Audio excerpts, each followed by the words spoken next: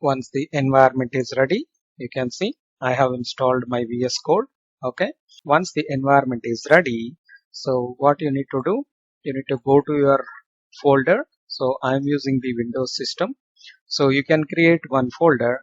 So I have created a JavaScript tutorials. Then inside that I have created a folder called code.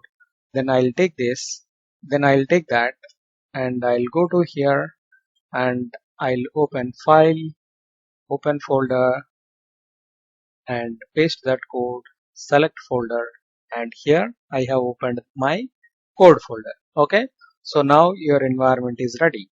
So now let us create one JavaScript folder.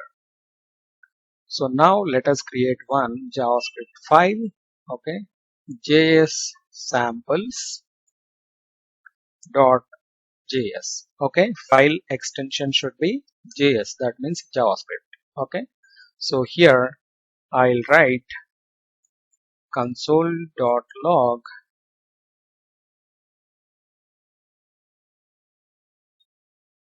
hello world.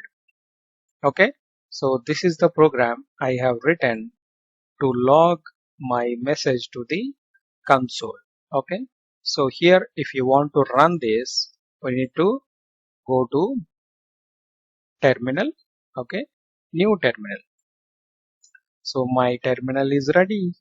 Now I'll use node to run this, node node space js samples.js. You notice, please check this, I'm using the node.js to run this JavaScript file. Node space our JavaScript file name. Okay, I'm pressing enter. You can see hello world printed. Okay, so like that, so we can execute the JavaScript samples.